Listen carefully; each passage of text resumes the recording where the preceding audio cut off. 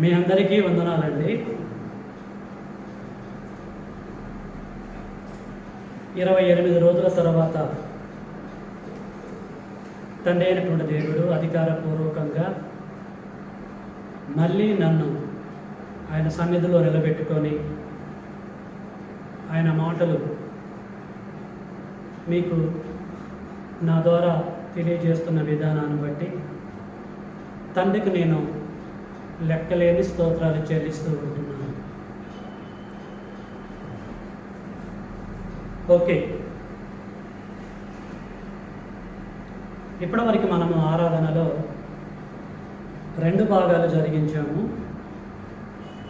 3వ భాగం ద్వారా కృపగలిగిన తండ్రిని మహిమపరుచుకున్నాము, ప్రార్థన చేసుకున్నాం. కనికరం కలిగిన మా కన్న తండ్రి, మీకు స్తోత్రములు నాయన.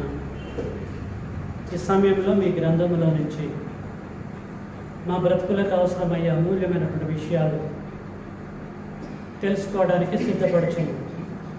మమ్మల్ని అందరినీ దీవించి ఆశీర్వదించండి. వాక్యం అందిస్తున్న మీ దాసుడనైనా నాకు కావలసిన శక్తిని దయచేయమని క్రీస్తు నామములో ఈ ప్రార్థన మీకే సమర్పిస్తున్నాము తండ్రి, ఆమేన్.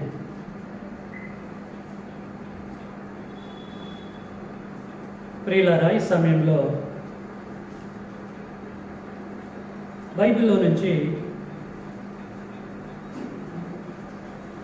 నీ జననమిదం ఎట్లనగా అనే అద్భుతమైనటువంటి విషయాన్ని తెలుసుకున్నాము. నీ జననమిదం ఎట్లనగా, ఈ మాట మీరు ఎవరి విషయంలో విన్నట్టుగా అనిపిస్తుంది? మత్తయి సువార్త 1వ అధ్యాయము 12లో యేసుక్రీస్తు వారి యొక్క జననాన్ని గురించి చెప్తారు. యేసుక్రీస్తు వారి జననమిదం ఎట్లనగా, అది మనందరికీ తెలిసిన సంగతే.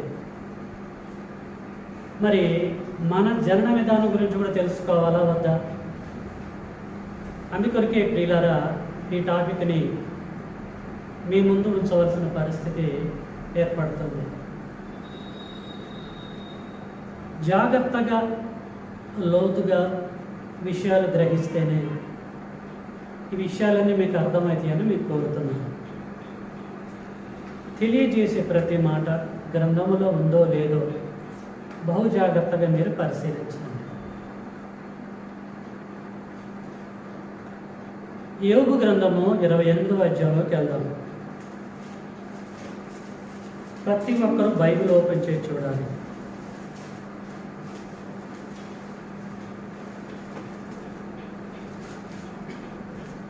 యోబు గ్రంథము 28వ అధ్యాయము 5వ వచనం. యేసుబాబు గారు చదవండి గట్టిగా.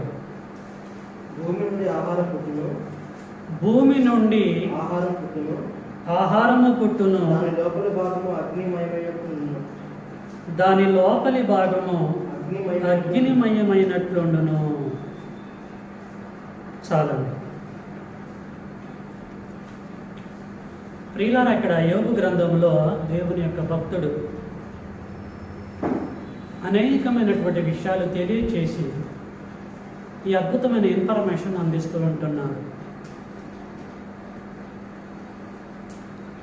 భూమి నుండి ఆహారము పుట్టును అన్నాడు.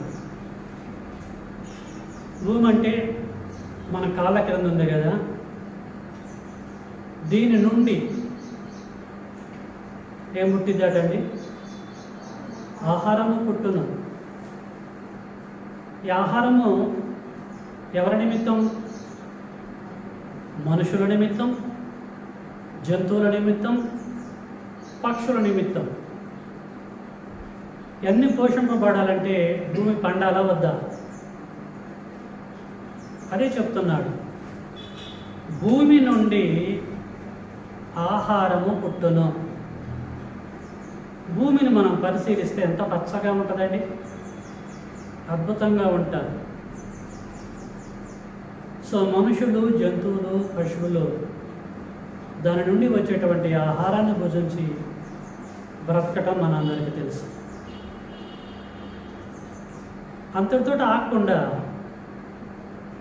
మనల్ని ఎక్కడికి తీసుకెళ్తున్నాడంటే భూమి లోపలికి తీసుకెళ్తున్నాడు. రెండవ పార్టులో ఏమంటాడండి, దాని లోపలి భాగము అగ్ని మయమైనట్లుండును అన్నాడు.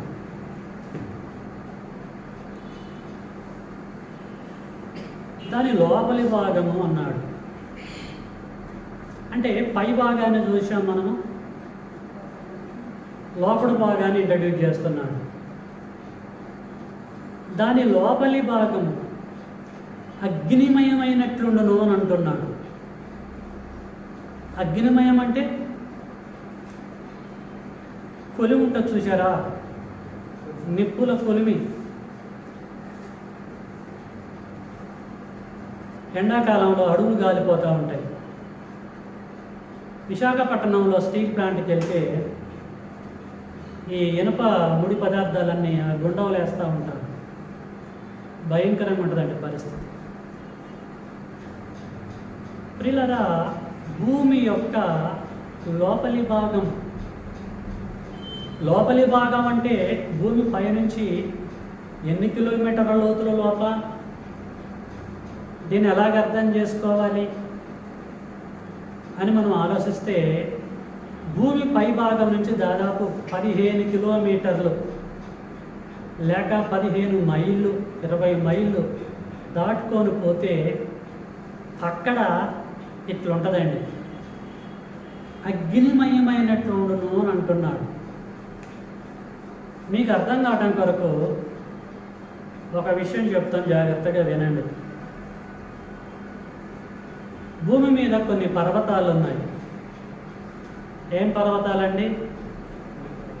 హిమాలయ పర్వతాల, వింధ్య సత్పుర పర్వతాల, అరారత్ కొండల, ఇంకొన్ని పర్వతాలు ఉన్నాయి కదండి. ఈ పర్వతాలను మనం తీసుకెళ్ళి భూమి లోపల భాగం అగ్నిమయం అవుతున్నటువంటి ప్రాంతంలో పెట్టామనుకోండి, ఎలాగైపోతాయి తెలుసా? పేస్ట్ లెక్క అయిపోతాయి, అంటే వాటర్ లెక్క అయిపోయింది అనమాట. భూమి లోపల యొక్క భాగము అలాగుంటుంది. ఇంకొక విషయం, భూమి లోపలి భాగము మట్టేగా, అంతే కదండి. భూమి అంతా అఫ్కోర్స్ బంగారం ఉండొచ్చు, బొగ్గు అలాంటి ఏదన్నా సరే 90% మొత్తం మట్టే. లోపలి భాగం కూడా మట్టే. భూమి లోపలి భాగం మట్టే. ఆ మట్టి ఎలాగుంటుందంటే అగ్నిమయంగా ఉంటుంది. కొండలు కూడా నీళ్ళ లెక్క కరిగిపోతాయి. ఇది విషయం.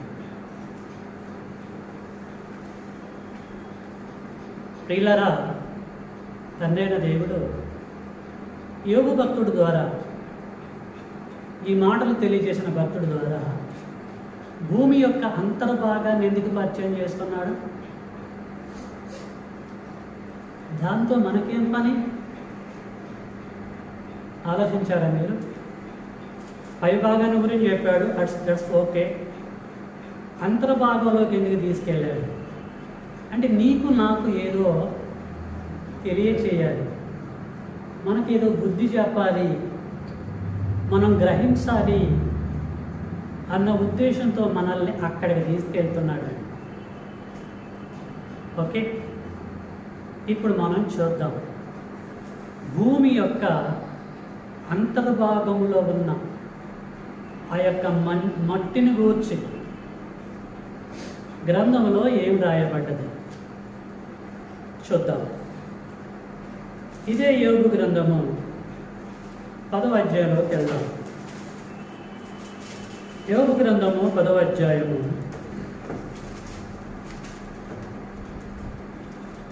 9వ వచనం ఏంటంటే, జిగటమన్నుగానున్న నన్ను నీవు నిర్మించితివి. మన సబ్జెక్ట్ ఏంది? నీ జననమిదం ఎట్లనగా, అసలు నీ పుట్టుక ఎలా జరిగింది సబ్జెక్ట్ ఇది. ఇక్కడ ఏముంటుందంటే జిగటమన్నుగా ఉన్న నన్ను నీవు నిర్మించితివి. జిగటమన్నులోకి వెళ్ళావు, నీ అస్త్రములతో ఆ మట్టిని పట్టుకున్నావు, దాన్ని బాడీని ఫామ్ చేశావు, నన్ను నిర్మించావు అని ఇక్కడ దేవుడు దారుడు తెలియజేస్తున్నాడు. జిగటమన్నుగా ఉన్న నన్ను నీవు నిర్మించితివి, ఆ సంగతి జ్ఞాపకము చేసుకొను. నేను కూడా జ్ఞాపకం చేసుకుంటాను. ఏమని? నేనేదో బంగారము, నేనేదో వజ్రము, వెండి అని నేను అనుకోవట్లేదు. నేనేంటి తండ్రి? నేను మన్నుని. నా బ్యాక్గ్రౌండ్ ఇది. ప్రియులరా, భూమి నుండి ఆహారము పుట్టును, దాని లోపలి భాగము మట్టి. ఏం మట్టి అది? జిగట మట్టి. ఆ మండుతున్న కులిమిలో, ఆ అగ్నిలో ఉన్న మట్టి జిగటమన్ను.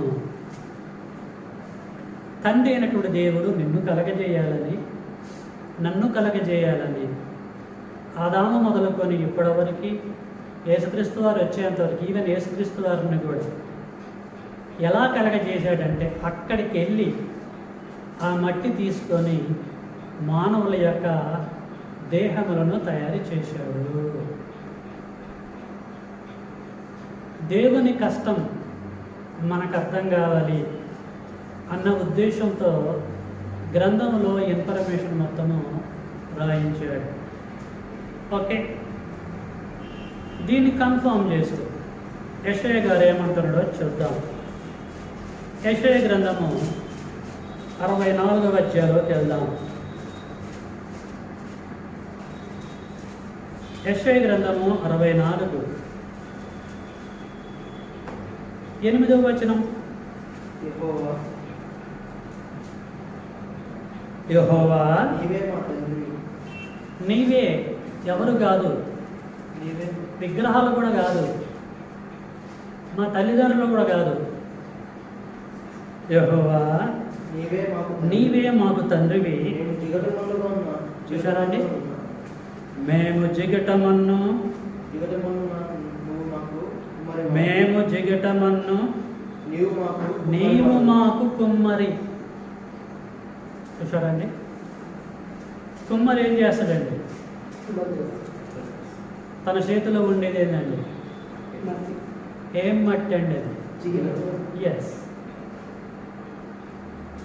ప్రియులరా, ఇక్కడ అంటున్నాడు తండ్రి అయిన దేవుడు యెషయా ప్రవక్త ద్వారా, యెహోవా నీవే మాకు తండ్రివి. కీర్తనల గ్రంథము 100వ అధ్యాయంలో కూడా అంటాడు, నీవే మమ్మల్ని కలగజేసితివి అని. మమ్మల్ని పుట్టించినది కూడా నువ్వే తండ్రి అని అంటాడు కీర్తనకారుడు 100వ అధ్యాయంలో. ఇక్కడ కన్ఫర్మ్ చేస్తున్నాడు, యెహోవా నీవే మాకు తండ్రివి, అయితే మేము జిగటమన్ను. మేము జిగటమన్ను, మా దేహాలకు ఉపయోగించింది జిగటమన్ను. ఈ జిగటమన్ను ఎక్కడుండేది? భూమి యొక్క అగాధ స్థలంలో ఉంది. అక్కడి నుంచి మమ్మల్ని తయారు చేశావు అని చెప్పేసి జిగటమన్ను యొక్క కాన్సెప్ట్ని తిరిగి రిపీట్ చేస్తూ ఉంటున్నాడు తండ్రి అయిన దేవుడు యెషయా ప్రవక్త ద్వారా. ఓకే, ఇదే విషయాన్ని ఇశ్రాయేలీని పరిపాలించిన రెండవ రాజు పేరేం పేరండి? రాజే. ఎన్నో రాజు చెప్తున్నాను. ఇశ్రాయేలుని పరిపాలించిన రెండవ రాజు దావీదు. ఈ దావీదు ప్రార్థన చేస్తూ తండ్రి అయిన దేవునికి తన ప్రార్థనలో అనేకమైన విషయాలు మాట్లాడి తండ్రికి తెలియజేసి తన జన్మను గురించి, తన జనన విధానం గురించి ఏమంటున్నాడో కీర్తనల గ్రంథము 139కి వెళ్దాం.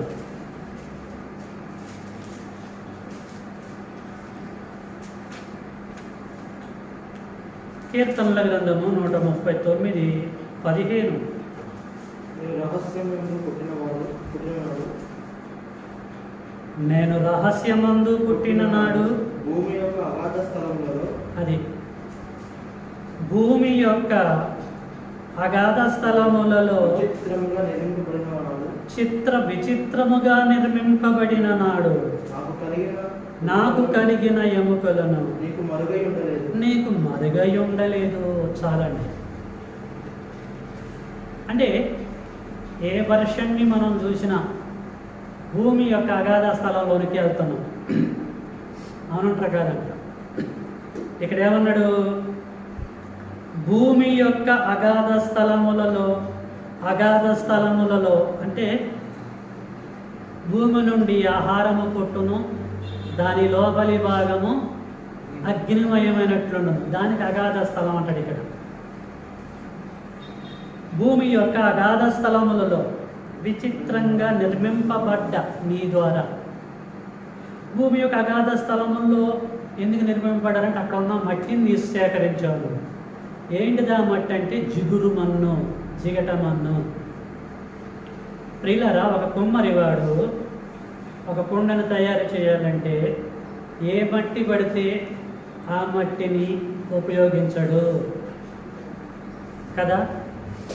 మట్లలో రకాలు ఉన్నాయి కదా, ఎర్రమట్టి, పుట్టమట్టి, బంకమట్టి, ఇంకా రకరకాల మందులు ఉన్నాయి కదండి. ఏ మట్టి పడితే ఆ మట్టితో కుండను తయారు చేస్తాడా? చేస్తే ఇచ్చకపోతాయి, పగిలిపోతాయి తెలుసు కనుక దానికి అవసరమయ్యే మన్నును మాత్రమే సేకరిస్తాడు. ఇది వాస్తవమైనప్పుడు మన పరమ కుమ్మరి మన దేహానికి ఉపయోగించిన మట్టి ఏ మట్టి? జిగట మట్టి. ఎక్కడ ఉంది అది? భూమి యొక్క అగాధ స్థలములో ఉంది. అక్కడికి వెళ్ళి ఎంతో కష్టపడి తన స్వహస్తములతో నీకు తలకాయ అయితే ఏ తలకాయ అయితే బాగుంటుంది, ఏ ముక్కు అయితే బాగుంటుంది, నీకు ఏ కలర్ అయితే బాగుంటుంది, నీ బాడీ ఎంత సెట్ చేస్తే కరెక్ట్గా ఉంటుందని అక్కడ డిజైన్ చేశాడు తినాలి. ఓకేనండి, అర్థమైంది కదా కాన్సెప్ట్? రైట్.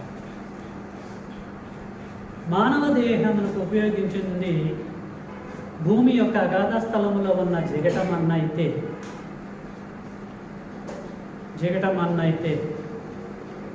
ఇప్పుడు నీ జనన విధానం గురించి మాట్లాడదాం. ఆ మన్నును తీసుకొని బాడీని ఫామ్ చేసి నిన్ను తల్లి గర్భం నుంచి ఎలాగ బయటికి రప్పిస్తున్నాడు, నిన్ను ఎలాగ ఫామ్ చేస్తున్నాడు, ఆయన కష్టాన్ని మనము ఈ సమయంలో చూద్దాం. యోబు గ్రంథము 10వ అధ్యాయం.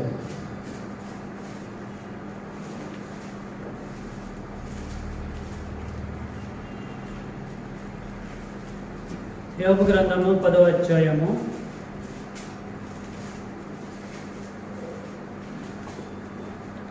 8 నుంచి 12 వరకు. యోబు గ్రంథము 10వ అధ్యాయము 8 నుంచి 12 వరకు. నీ హస్తములు నాకు గుండె, కిడ్నీ, లివరు అవయవాలు ఉన్నాయి కదండి మనకి. నీ హస్తములు నాకు అవయవ నిర్మాణము చేసి నన్ను రూపించి ఉన్నను. నీవు నన్ను మృంగివేయుచున్నావు. జిగట నన్నుగానున్న నన్ను నీవు నిర్మించితివి. ఆ సంగతి జ్ఞాపకం చేసుకో. నీవు నన్ను మరలా మన్నుగా చేయుదువా? Super bit. 10వ వచనం యేసుబాబు తీయలే. ఇంకా 10వ వచనం అండర్లైన్ చేసుకోవాలి. ఒకడు పాలు పోచినట్లు నీవు నన్ను పోసితివి కదా. జున్నుగడ్డ ఒకడు పేరబెట్టినట్లు నీవు నన్ను పేరబెట్టితివి కదా. చర్మంతోనూ మాంసంతోనూ నీవు నన్ను కప్పితివి. ఎముకలతోనూ నరములతోనూ నన్ను నువ్వు సంధించితివి. జీవం అనుగ్రహించి నా ఎడల కృప చూపించితివి. నీ అనాది కాల సంకల్పము చేత అది ప్రియులారా, నువ్వు ఉట్టిగానే బయటకు వచ్చావు అనుకుంటున్నావా? భూమి మీదకి తల్లిదండ్రుల యొక్క కలయికతో బయటపడ్డామని అనుకుంటున్నామండి. దేవుడు చాలా కష్టపడ్డాడు ప్రియులారా. తండ్రి అయిన దేవుడు నీ మీద ఒక గురి పెట్టుకున్నాడు. వీడు నాకు అవసరము, ఈమె నాకు అవసరము. కాన్సంట్రేషన్ కలిగి భూమి అగాధ స్థలంలోకి వెళ్ళి మట్టిని సేకరించి బాడీని ఫామ్ చేశాడు. అందుకొరకే ఆదికాండంలో దేవుడైన యెహోవా నేలమట్టితో నరును నిర్మించని రాయబడ్డది. అక్కడ నేలమట్టి అంటే పై మట్టి అని చాలామంది అనుకున్నారు, తప్పది. నేలమట్టి మట్టే, జిగట మట్టి, అది కూడా నేలదే. ఎంత కష్టపడి నిన్ను తయారు చేసి ఏమండి ఏం చేసిండట? ఒక ప్లాంట్ ప్రకారంగా చర్మమును, నరములను, వెముకలను నీకు ఎట్లయితే కరెక్టో అట్లా సెట్ చేశాడండి. ఒకడు పాలు పోసినట్లు నన్ను పోచితివి. జున్నుగడ్డ ఒకడు పేరబెట్టినట్లు. జున్నుగడ్డలు పేరబెడతారు తెలుసా అండి? పాలు బాగా కాగబెట్టిన తర్వాత కొంతమంది పేరబెడతారు. ఇక్కడ మీరు స్వీట్ షాప్ మా వెనకాల ఉన్నది, చర్చి బిల్డింగ్ వెనకాల. అక్కడికి వెళ్ళి మీరు చూస్తే స్వీట్ అంతా కూడా వాళ్ళు పేరబెట్టి తయారు చేస్తూ ఉంటారు. అట్లా పేరబెట్టి తయారు చేస్తేనే ఒక ఆకారం అనేది వస్తుంది. మీకు అర్థమవుతుందా? మళ్ళీ ఒక్కసారి చదువుతాను. తండ్రి యొక్క కష్టాన్ని మీరు అర్థం చేసుకోండి. 8 నుంచి. నీ హస్తములు నాకు అవయవ నిర్మాణము చేసి నన్ను రూపించి ఉన్నను. నీవు నన్ను మృంగివేయుచున్నావు. జగటమన్నుగానున్న నన్ను నీవు నిర్మించితివి. ఆ సంగతి జ్ఞాపకం చేసుకో. నీవు నన్ను మరలా మన్నుగా చేయుదువా? చేస్తావు. సంపాలనుకుంటా, సంపుతో బ్రతకాలనుకుంటే బ్రతికిస్తావు. ఓకే. ఒకడు పాలు పోసినట్లు నీవు నన్ను పోసితివి కదా. జున్నుగడ్డ ఒకడు పేరబెట్టినట్లు. ఎక్కడ పేరబెట్టావు చెప్పు చక్రి? ఎక్కడ పేరబెట్టావు? నా తల్లి గర్భంలో. నా తల్లి యొక్క గర్భంలో నువ్వు పేరబెట్టావు నన్ను.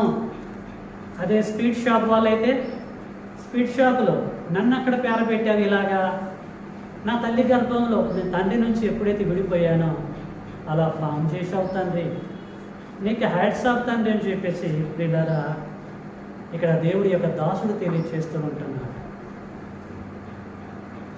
చూశారండి, మనం పుట్టాము, పెరిగాము, పెద్దవారయ్యాము, కానీ మన పుట్టుకను గురించి మాత్రము ఎప్పుడు ఆలోచించలేదు, ఏనాడు గ్రహించలేదు. నా పుట్టుక వెనకాల దేవునికి ఏమైనా ప్రణాళిక ఉందా? ఎందుకు ఆయన కష్టపడ్డాడని ఎవరు కూడా గ్రహించలేదు పిల్లలు. Okay right. ఎన్నేళ్ళు ఉన్నాం మనం తల్లి గర్భంలో? మగవారైతే ఎన్నేళ్ళు ఉంటారండి? 9 నెలలు. ఆడవారైతే ఇది విషయం.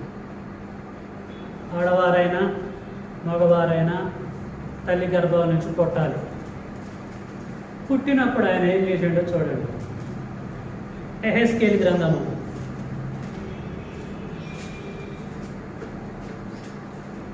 16వ అధ్యాయం.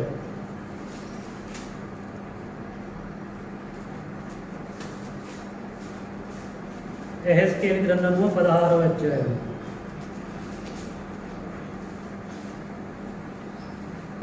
తీసారా? 4 నుంచి 6 వరకు యేసుబాబు నిమ్మలంగా కామా ఉంటే కామా, పులి స్టాప్ ఉంటే పులి స్టాప్. Page number 697. యెహెజ్కేలు గ్రంథం 16వ అధ్యాయము 4 నుంచి 6. అమోరీయుడు యెహెజ్కేలు గ్రంథము 16వ అధ్యాయము. నీ జన్మ విధమును చూడగా అది మన టాపిక్. నీ జననమిదము చూడగా నువ్వు పుట్టిన నాడు నీవు పుట్టిన నాడు నీ నాగసూత్రము పోయలేదు. నీవు పుట్టిన నాడు ఓ Johnson, Yesubabu, Krishna brother, Ambedkar, Chakri, Chandu, sister గారు, మీరందరూ కూడా తండ్రి అంటున్నాడు చూడండి. నీ జననమిదము చూడగా, నువ్వు పుట్టినప్పుడు విధానం చూస్తే, నువ్వు పుట్టిన నాడు నీ నాభసూత్రము పోయబడలేదు. నీ నాభి సూత్రము, నువ్వు పుట్టిన నాడు నీ నాభి సూత్రము కోయబడలేదు అంటాడు. నాభి సూత్రం అంటే సూపర్. నువ్వు పుట్టావు కానీ నీ నాభి సూత్రం కోయబడలేదు. పుట్టగానే కోయబడకుండా ఎలా బయటకు వచ్చాము, ఎట్లా ఇప్పటివరకు బ్రతికామో మీకు డౌట్ రావచ్చు. ఇలా తండ్రి అంటాడు ఇక్కడ, ఆత్మ సంబంధంగా కట్ చేసింది ఆయనే కట్ చేశాడు. మనం మంత్రస్థానం మనం అనుకుంటున్నాం, ఆ ప్లేస్లోకి వచ్చాడు. సూపర్ అండి. నీ జననం మీద చూడగా నీవు పుట్టిన నాడు నీ నాభి సూత్రము కోయబడలేదు. నువ్వు శుభ్రమౌటకు, ఎందుకంటే బ్లడ్తో వచ్చావుగా బయటికి, శుభ్రమౌటకు నీవు నీళ్లతో కడగబడలేదు. వారు నీకు ఉప్పు రాయకపోయేది. వారు నీకు ఎవరు మంత్రసానులు. వారు నీకు ఉప్పు రాయకపోయిరి, బట్ట చుట్టకపోయిరి. ఈ పనులలో ఈ పనులలో ఇప్పుడు నేను చెప్పిన లీస్ట్ అంతా, ఈ పనులలో ఒక్కటైనా నీకు చేయవలనని ఎవ్వరు కూడా నీ విషయంలో కటాక్షించలేదు, నేను తప్ప. నీ యందు జాలి పడిన వాడును లేకపోయాను. మీకు అర్థమవుతుంది ఆ పాయింట్. ఈ పనులలో ఒక్కటైనా నీకు చేయవాలని ఎవడునూ కటాక్షించలేదు. నీ యందు జాలి పడిన వాడు ఒక్కడు కూడా లేకపోయాను. నీవు పుట్టిన నాడే బయట నేలన పారవేయబడి నువ్వు చూడటానికి ఎలాగున్నావు అంటే కెవ్వు కెవ్వు కెవ్వుని ఏడ్చుకుంటా ఎలాగుంటావు, అసహ్యముగా ఉంటుంది. అయితే నేనే నీ తల్లి కాదు, నీ తండ్రి కాదు, నీ మంత్రసాని కాదు, వాడు ఎవడు కాదంతే. అయితే నేను నీ యొద్దకు వచ్చి రక్తములో పొర్లుచున్న నిన్ను చూచి నీ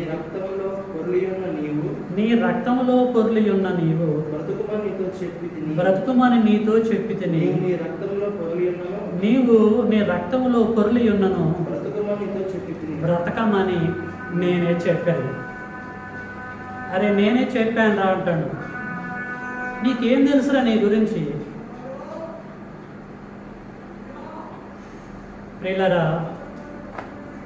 బాగా ఆలోచించండి. తండ్రి ఎలా కష్టపడ్డాడు, నీ పట్ట కాన్సన్ట్రేషన్ కలిగి ఎలా మట్టిని సేకరించాడు, తల్లి గర్భంలో ఎలా ఫామ్ చేశాడు, 9 నెలలు 10 నెలలు ఎలాగ ఉంచాడు, నీ తల్లి డెలివరీ అయినప్పుడు ఆత్మ సంబంధమైన మంత్రసానిగా ఎలా శుభ్రం చేశాడు. ఆలోచించారండి? ఓపిక లేకపోయినా ప్రియులారా, జాగ్రత్తగా చెప్తున్నాను, విషయాలు మీరు గ్రహించాలి. ఎందుకు ఇలాగ కష్టపడి తండ్రి అయిన దేవుడు నిన్ను భూమి మీద తీసుకొచ్చాడు? యేసుబాబు, ప్రసంగం బ్రదర్, ఎందుకు దేవుడికి ఇంత కష్టం? ఎందుకు నీ పట్ల, నా పట్ల, మన పట్ల? సిస్టర్ గారు చెప్పండి. తమ్ముడు రవీంద్ర నాన్న చెప్పు నాన్న, బిగినింగ్ నుంచి బాగుండేది, అద్భుతమైన సబ్జెక్ట్. ఎందుకు ఇంత కష్టపడటం అవసరం ఏంటి? ఉం? ఎందుకు కష్టపడ్డాడు?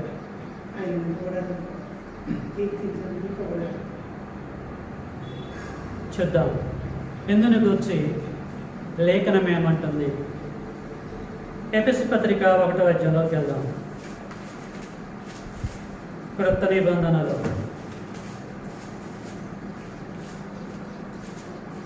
ఎఫెసులకు రాసిన పత్రిక 1వ అధ్యాయము 4 నుంచి 6 వరకు. అపోస్తుడైన పౌలు గారు ఎఫెసులకు రాసిన పత్రిక 1వ అధ్యాయం 4 నుంచి 6 వరకు. గట్టిగా చదవాలి. తన ప్రియునియందు తాను ఉచితముగా మనకు అనుగ్రహించిన తన కృపా మహిమకు కీర్తి కలుగునట్టు తన చిత్త ప్రకారమైన దయా సంకల్పం చొప్పున యేసుక్రీస్తు ద్వారా తనకు కుమారులుగా స్వీకరించటకై మనలను ముందుగా తన కోసం నిర్ణయించుకొని మనము తన ఎదుట పరిశుద్ధులను నిర్దోషములమై ఉండవలెనని జగత్తు పునాది వేయబడక మునుపే ప్రేమ చేత ఆయన క్రీస్తులో మనలను ఏర్పరచుకునేది. అది కాన్సెప్ట్. చాలా ఎందుకు కష్టపడ్డాడు? ఎందుకు నీ మీద అయితే కాన్సన్ట్రేషన్ చేశాడు? భూమి అగాధ స్థలంలోకి ఎందుకు వెళ్ళాడు? తన అస్త్రములతో బాడీని ఎలాగ ఎందుకు ఫామ్ చేశాడు? తల్లి గర్భంలో పాలు పోసినట్టు, ఏమండి జున్నుగడ్డ పేర పెట్టినట్టు ఎందుకు చేశాడు? 9-10 నెలలు అక్కడ ఎందుకు ఉంచాడు? తల్లి డెలివరీ అయినప్పుడు మంత్రసాని పాత్రను ఎందుకు పోషించాడు? ఎందుకు నీ పట్ల ఈ ఆలోచన అంటే, నీవు నేను మనం కావాలని ఈ జగత్ పునాది వేయడానికి ముందే ప్రణాళిక కలిగి ఉన్నాడు, కోరుకున్నాడు. అర్థమైంది మీకు? ఇక్కడ జగత్ అంటే సృష్టి. సృష్టి అంటే పంచభూతాలు. పంచభూతాలంటే గాలి, నీరు, అగ్ని, ఆకాశం, భూమి. ఇవి పుట్టడానికి ముందే పరలోకంలో ఉన్నటువంటి తండ్రికి ఆలోచన కలిగింది, నాకు అనేక మంది పిల్లలు కావాలి. వాళ్ళు ఎలాగుండాలి?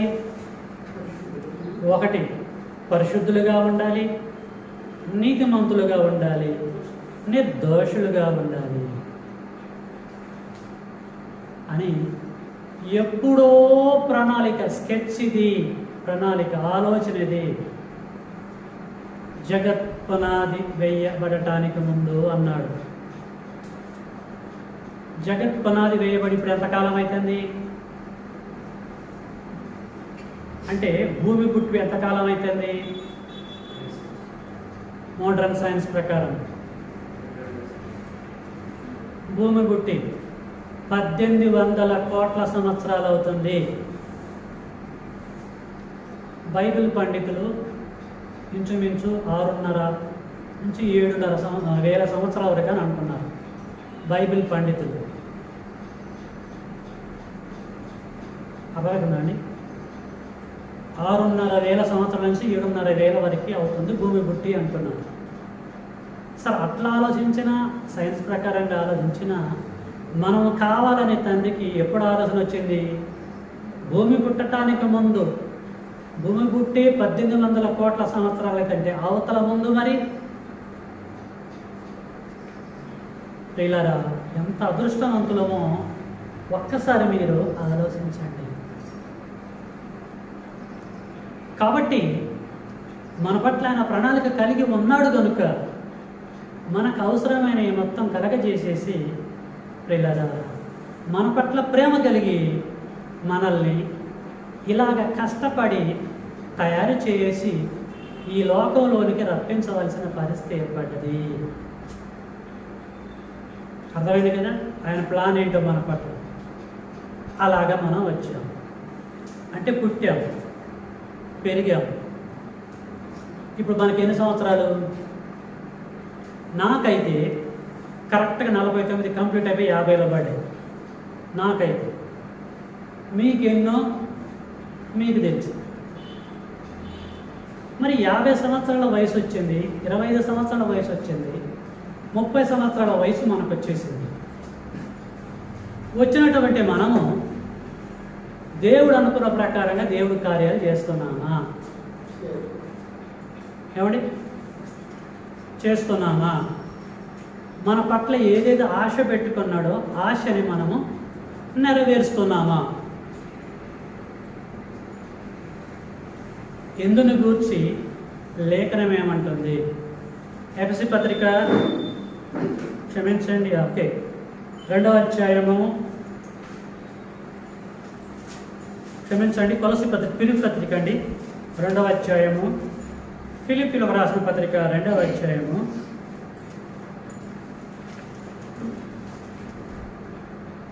21వ వచనం. గట్టిగా చదవాలి. అందరూ తమ సొంత కార్యములనే చూసుకొనుచున్నారు కానీ యేసుక్రీస్తు కార్యములను చూడరు. ఇదేంటండి? అందరా కొందరా ఏం చేస్తారట? దేవుడి కార్యం చేస్తారట. ఏం చేస్తారట? అందరూ తమ సొంత కార్యములనే చూసుకొనుచున్నారు కానీ యేసుక్రీస్తు కార్యములు, తండ్రి అయినటువంటి దేవుడి కార్యములను చూడరు. మరి ఏం చేస్తారట? సొంత కార్యాలే చూస్తున్నారు. సొంత కార్యాలకి ఇంగ్లీష్లో ఏమంటారండి? వినపట్టలేదు. Personal works. ప్రియులారా, మనుషులు పుట్టి ఎన్ని సంవత్సరాలైనా లేచినది మొదలుకొని పడుకునేంత వరకు పర్సనల్ వర్క్సే చూసుకొనిస్తున్నారు. ఎంత దారుణం అండి! పర్సనల్ వర్క్స్ నువ్వు చేసుకోవటం కొరకే భూమి అగాధ స్థలంలోనికి వెళ్ళాడా? జగటమన్నులో చేతులు పెట్టాడా? నీ బాడీని ఫామ్ చేశాడా? ఏంటి? తల్లి గర్భంలో పాలు పోసినట్లు, జున్నుగడ్డ ఒకడు పేర పెట్టినట్లు పేర పెట్టాడా? తల్లి ఎప్పుడైతే డెలివరీ చేసిందో మనల్ని మంత్రస్థానితనంగా రక్తంలో పడి ఉన్నటువంటి మనకి లైఫ్ ఇచ్చాడా? బొట్టు కోశాడు. ఎందుకు చేసినట్లు ఆయన? ఎప్పుడైనా మీరు ఆలోచించారు? మనం ఆలోచించాము. దేవుని కష్టం మనుషులు గుర్తుపెట్టుకోవటం లేదు. ఇలాంటి మనుషులు భూమి మీద ఉండటం అవసరమా? తీసేయటం అవసరమా? లేదు. ప్రియులారా, ఈరోజు ఆదివారం, ప్రభువును గణపరిచే దినం. అవునా కదా? ఎంతమంది అటెండ్ అయ్యారు ఈరోజు? మిగతా వాళ్ళందరూ ఎటు వెళ్ళారు? పర్సనల్ పని అంటే ఏంటి ఈరోజు? పర్సనల్ పని ప్రపంచానికి రాఖీ కదా.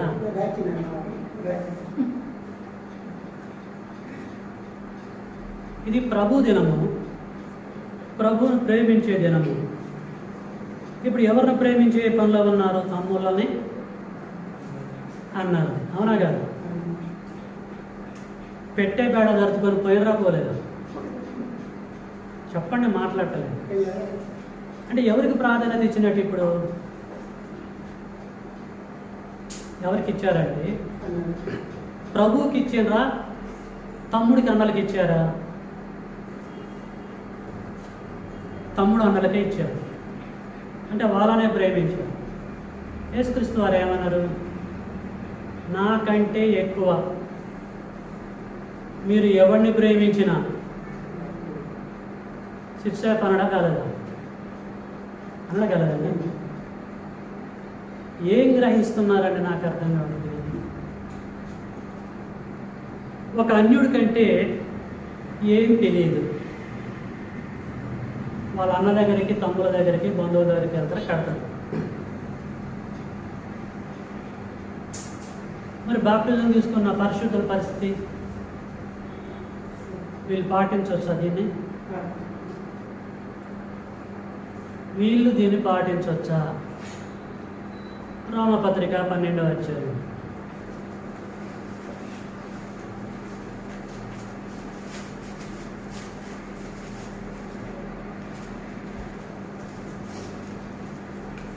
మొదటి 2 వచనాలు. రోమపత్రిక 12వ అధ్యాయం మొదటి 2 వచనాలు. కాబట్టి సహోదరులారా, పరిశుద్ధమును దేవునికి అనుకూలమైన సజీవ యాగముగా మీ శరీరములను ఆయనకు సమర్పించుకున్నాడని దేవుని వాత్సల్యమును బట్టి మిమ్మల్ని బతిమాలుకొనుచున్నాను. ఈ సేవ మీకు యుక్తమైనది. మీరు ఈ లోక మర్యాదను అనుసరింపక, అండర్లైన్ 12:2, ఉత్తమమును మీరు ఈ లోక మర్యాదను అనుసరింపక, అనుసరించవచ్చు అనడా? అనుసరింపక అనడా? మీరు అంటే క్రైస్తవులు. మీరు ఈ లోక మర్యాదను అనుసరింపక ఉత్తమమును అనుకూలమును సంపూర్ణమై ఉన్న దేవుని చిత్తమేదో పరీక్షించి తెలుసుకున్నట్లు, దేవుని చిత్తమేదో నీ విషయంలో పరీక్షించు, నువ్వు తెలుసుకోవాలి. నేను ఎందుకు పుట్టానని పరీక్షించి తెలుసుకో. ఇది పక్కకు పెట్టేసి లోక మర్యాదలోకి వెళ్ళిపోయినవి ఎందుకు? గ్రంథంలో రాయబడ్డది అలాగా. ఎంత దారుణం అండి, ఎంత ఘోరం అండి. ప్రియులారా, జ్ఞానం తెలవని పక్కకు పెడదాం. వాట్ అబౌట్ యూ అండ్ మీ? మన పరిస్థితి ఏంటి? కొలస్సీ పత్రిక 2వ అధ్యాయము 8.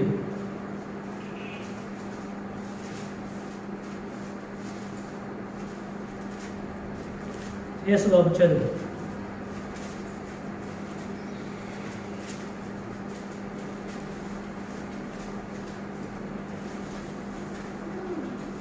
కొలస్సీ 2:8. ఆయనను అనుసరింపక, ఏంటి? ఆయనను అనుసరింపక, ఆయనను అనుసరింపక, మనుషుల పారంపర్య చర్యలను అనగా ఈ లోక సంబంధమైన మూలపాఠములను అనుసరించి మోసకరమైన నిరర్ధక తత్వ జ్ఞానం చేత మిమ్మల్ని చెరపట్టుకొని పోవువాడు ఎవడైనా అని జాగ్రత్తగా ఉండుడి. అని.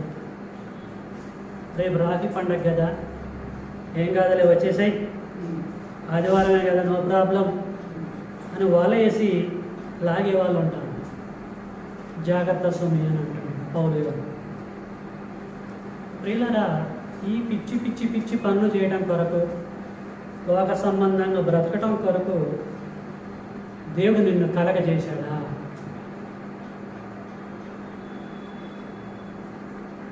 నీ పుట్టుక వెనకాల దేవుని ప్రణాళికని గ్రహించి దాని ప్రకారంగా ఇకనైనా మనమందరం కూడా బ్రతుకుదాం. ఏ ఉద్దేశంతో మనల్ని కలగజేశాడో ఆ ఉద్దేశాన్ని ప్రియులారా మనము నెరవేర్దాం. కష్టాలు వచ్చినా, బాధలు వచ్చినా, ఇరుకులు ఇబ్బందులు వచ్చినా, దేవుని ప్రేమ నుండి, క్రీస్తు యొక్క ప్రేమ నుండి ఎడబాయకుండా మనం ముందుకు సాగుదాము. దేవుడు మన పట్ల పడే విధంగా మనం అందరం కూడా ముందుకు సాగుదాం. నీ జననం మీద మెట్లనగా అనేటువంటి సబ్జెక్ట్ని మీ ముందు నేను ఉంచాను. బాడీ సహకరించలేదు, ఎంతతో నేను ముగిస్తున్నాను.